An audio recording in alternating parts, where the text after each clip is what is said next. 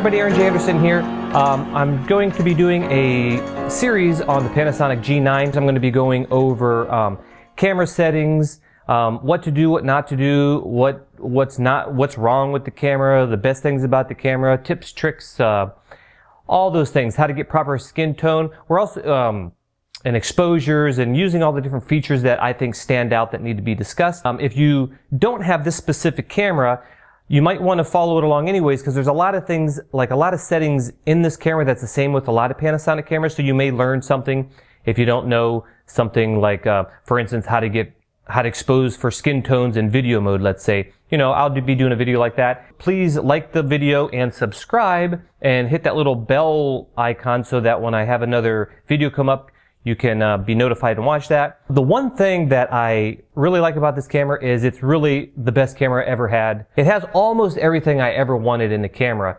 Now, since owning the GH2, the GH3, the GH4, the G8, the GX85, and the G85, and now the G9, one thing I did between owning all those cameras, I would always venture back into DSLRs, because DSLRs always have something that the Micro Four Thirds or Panasonic cameras don't have. Now, these cameras are amazingly like usable. Like all the buttons are in the right place, but there's certain buttons that were never quite right, and we're going to go into those in a minute. Now, some of the things why I always went back to DSLRs was usually because of lower noise, and we're talking about specifically the sensor size, full frame, was the lower noise, but also I would go with APS-C too, because you get a little bit less noise, but now it's starting to get really good where it's not that big of a deal, at least for me in the way I shoot. Other things that I would go over to the DSLRs, and specifically Nikon, I like the Nikon cameras, but I've had Canon as well, is the color. I wasn't always super happy with the color on Panasonic cameras, but the G9 completely nails it. I mean, I don't have a need to want that Nikon color science or that Canon color science anymore, and that's a big deal to me. The other things that I really need as a professional photographer and videographer, and that is dual card slots. That is so important to me, and get those dual card slots, which it now has. Necessary thing of dual card slots is having the same thing backed up on two cards. You're doing a wedding, if that one card fails, you're done, you're out of luck. The other thing I always went to DSLRs was battery life. Battery life on my Nikon D750 or 7200 would last through a full wedding, and none of my other Panasonics would do that except the GH4. I believe that would, well, I know it would do that. The GH3 I don't quite remember because I wasn't doing weddings back then. I started that with the GH4, and then I got rid of that for the Nikon D750, and then I'd always bounce back from less expensive Panasonic cameras and Sony cameras, and the batteries, you'd always have to worry about it. The G9, I don't have to worry about it anymore. You put the save, forget what it's called, it's in econo mode, and you put the save where the whole camera shuts down at every chance it gets. I find that works absolutely amazing, and I'll do another video on all my settings on that. And now the camera will last me a full wedding, and I don't have to worry about the battery, which is really amazing. And to take that even a step further as far as power, is now you can actually charge your camera and run your camera off of a USB, plugging it in, or a power brick or something. So if you're doing video and you've got an extension cord, you bring an extension cord with you, you can plug in and run the camera all day. And as far as charging it also, if you go on vacation and you forget your charger, it's much easier to find a USB 3.0 cable that you could charge your battery in your camera, let's say at your hotel or whatever. It's much easier to find a cable, even if you forgot the cable, rather than trying to find a battery charger for that specific camera. I mean, you can't just go into Walmart and buy a Panasonic GH5 or G9 battery charger, but a 3.0 USB 3.0 charger is amazing, so you could do that. So the power is endless. Now, the ergonomics are the one things that I love about Panasonic. And one thing I love about Micro Four Thirds is that the camera's smaller. However, I started getting into the smaller cameras, and they're amazing. But what I always ended up doing, and I have videos of this, is building DIY battery grips and rubber thumb pads, so that when I'm doing longer shoots, it's easier to hold. And then if I go traveling or I don't need to be holding the camera that long, so I can always take the battery grip off and then have something small. But Time and time again, I'm having these DIY battery grips. So the G9 is the absolute most perfect camera I've ever held in my hand. The grip is great. The GH5, the grip was a little too big, so your hand feels more like you're holding it like this, where this one's more of a relaxed feeling like this. And even at the pinky, even has a little bit of a recess, so it just holds perfectly. It's an amazing camera, and it's better than all the DSLRs that I held because it's also a little smaller, it's a little lighter, so it's a really amazing camera to hold. And as we all know, Panasonic has the buttons in all the right places that are completely customizable, and this G9 even takes that a step further. It has an actual toggle switch on the front. It's got a thumb joystick, which we'll go into on how amazing that is. And you can just customize all that. It's amazing. So that's another really plus about having the Panasonic cameras opposed to some of the DSLRs were kind of limiting. Now, one of the button placements that I couldn't stand on the other Panasonic camera that I had was it was like on the top. So you had to use your thumb to turn it on and turn it off. And that was so fiddly trying to find that. You know, when you pick up the camera, you're trying to find it, or when you're in an awkward, position, you're trying to find it. Sometimes I use my forefinger. It's a weird placement. They finally now have that right on the front, right by the shutter, just like my Nikon cameras. So I pick up the camera and flip the switch. It's amazing. That right there just makes my shooting so much quicker. One of the other things that I really enjoyed about the DSLRs is the screen on top. You know, you got a readout of your screen. Now, a lot of people that haven't had DSLRs that only got into mirrorless, some of the people don't realize how valuable that is unless you used one. And I could be sitting with the camera down in my lap like this, and if I just want to check my battery, I just look down and turn the light on by just flipping the power switch to the right. And I could see how much power I got by just going like that. Ooh, I got enough power, and everything's good. Without that, you have to put the camera up to your face or open it, and it's just an extra step, and you can blow out your night vision, and all that stuff is just so comfortable. Hold down there and look. You can also see like, oh, okay, the bride's going to throw the bouquet. What shutter speed I'm at? You can just look down and see your shutter speed like, okay, I'm going to be able to get this shot without motion blur. So that screen is another reason why I like DSLR, but now the G9 has it, so that's amazing. Now the thumb joystick is amazing.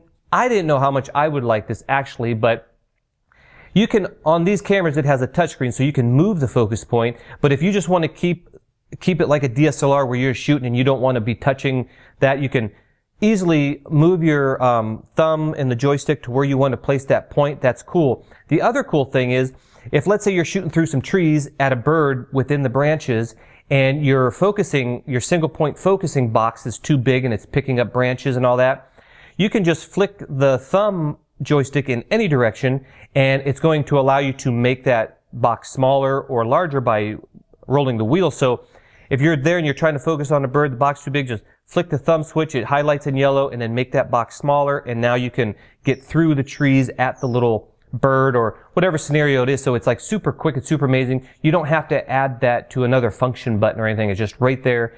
Another cool thing about the camera. The other really nice thing about this is the viewfinder. I'm sure you guys heard about it. It's amazing. It's the absolute best viewfinder I've ever looked into. It has 120 frames per second, so it's like just live motion. It's faster than 60p, so it looks amazing, guys. And the view, it feels like you're close up. You can see detail and focusing and all that. And it also comes with an eye cup. A lot of cameras don't come with they call them eye cups, but they're basically a hard rubber, eye cup just there. This one actually comes out, it's a flexible rubber piece that protrudes from the camera, which completely cups your eye. If you've seen any of my other DIY videos, I would always make DIY eye cups or buy eye cups to go on the back of the screen or the back of the viewfinder so the light and wind and stuff stays out of your eye when you're shooting. This has it built in. It's absolutely amazing. And as we all know, Panasonic cameras have the best completely rotatable screens with touch screens. Some of the DSLRs still don't have that feature. One thing I really missed about my GX85 and my G85 was, in some of the other cameras, is I now on the G9 has microphone inputs and headphones. So I don't need any like Zoom recorders or proprietary type cables to make everything work so I can monitor audio. It's all built into the camera, so extra equipment I don't have to take. That's how I'm recording this now, plugged right into the camera. The other thing that is great about this camera is it's a completely aluminum alloy metal frame or body, very durable. The weather sealing, you could tell, is a notch quite a bit better than the G85. You could feel it, you could see it. So weather sealing, freeze proof, dust proof. Now, one thing you never think about when buying a camera is the menu system, right? I mean, how many people say, ooh, does it have a good menu system? Well, after going to some of the other camera manufacturers like Sony and so forth, you don't realize how important menu systems are, because if you're out there and you're running around, you want to be able to understand the menu and get to things really quick. And the menu system on the Panasonic cameras have always been absolutely amazing and great. But they took it a step further with the G9. I don't know if the GH5 has this, it might, but it now has a My Menu, and I've been wanting that for a long time, because those features or those settings that you use maybe on a daily basis, maybe not during a shoot where like your ISO, shutter speed, and aperture where you're constantly moving those, or maybe white balance, where you're constantly moving those for like every shot type of thing. Those you can put to physical buttons on the camera, which by the way the G9 has 3 buttons at the top dedicated to white balance, exposure compensation, and ISO. So you don't even have to map those to anything else.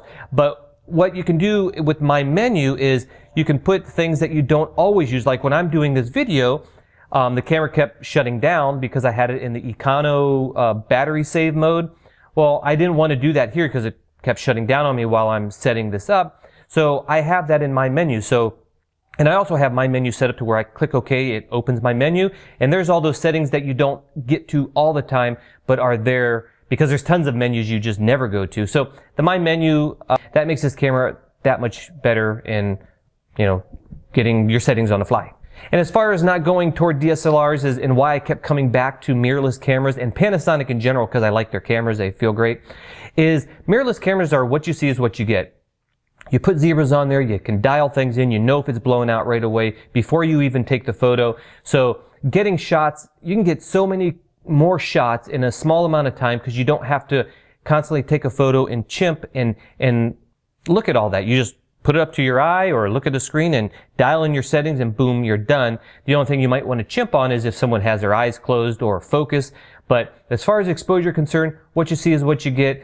And that's just, when I went to my Nikon D7200 just 6 months ago, I was just like, man, why'd I even get this? I want my Panasonics back. And I did that every time, drifting away from Panasonic. So mirrorless cameras in general are amazing for those purposes. The other cool thing about Panasonic cameras, another mirrorless, is you can have silent shutter. I can't tell you how many times I was in a wedding and there's just this shot that I have to be right behind a guest, right behind their ear, because I would just want that shot. And I know with my DSLR, man, when I fire that button, that guest is going to get started like, what the heck? Because I'm like right there breathing down their neck. So a lot of times I would have to tap them and like show, hey, I'm going to take a photo so they know. But now, well, it's not specific with the G9, but mirrorless in general, is you can put it in silent mode and sit right behind a guest's ear and take shots and they don't even hear you. You don't startle nobody.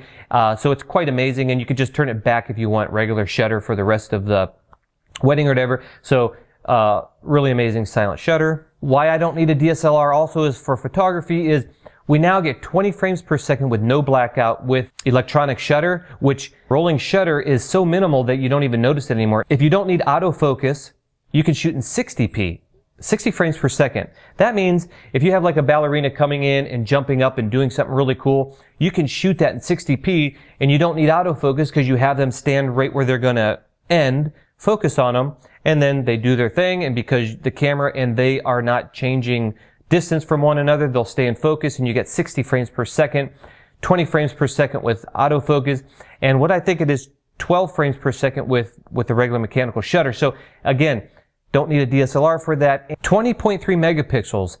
I was happy with 16 megapixels. I did photographs that went on billboards, and you would never notice if you're driving down the street and seeing my 16 megapixel photo along with who knows what they have on there, you would never go like, ooh, why does that look so bad? You just don't notice. So having 20 megapixels is just way good for everything that I do. But to take that a step further, if I had a client come to me and say, hey, we love your photography, we wanted to do a product photography of our bottle of shampoo, and we want to print it out and put it on a 5-story building in the city. Well, if they are used to getting, 40 megapixel photos, 50 megapixel photos, and I were to give them a 16 megapixel photo, they might be a little disappointed, even though the viewing distance and all that stuff is considered. They might look at that and go like, ooh, we hired the wrong guy for the job. But we have 80 megapixel now with this camera. So you could put it on a tripod, put the shampoo there, because you need to do a tripod for the 80 megapixel feature. You could take a shampoo of 80 megapixel, and now you could deliver it to those clients, whereas before I say, I don't think I could take the job. I have 16 megapixels, it's not going to work. Now you've got 80 megapixel to deliver, so there's more potential jobs because of the G9. We have 6K photo stacking now. Now I do tons of jewelry photography and product photography, and when I take a photo of a ring, they usually want the whole thing in focus, so and close up. So it's really hard to achieve without focus stacking, and this has focus stacking. And before I would do focus stacking with my other Panasonic cameras, and it would give me an 8 megapixel photo, which is fine for most everything I did. But just to take that a step further, we've got 6K photo stacking mode, which gives us a 18 megapixel. I mean, 18 megapixels with photo stacking inside the camera is amazing. So I can deliver the jewelry or product completely in focus and still have a blurry background because I just choose where I want the focus to stack from.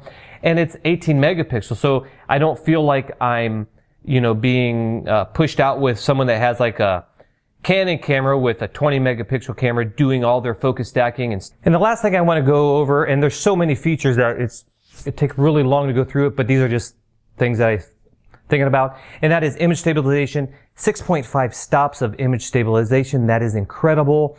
That's just in body alone.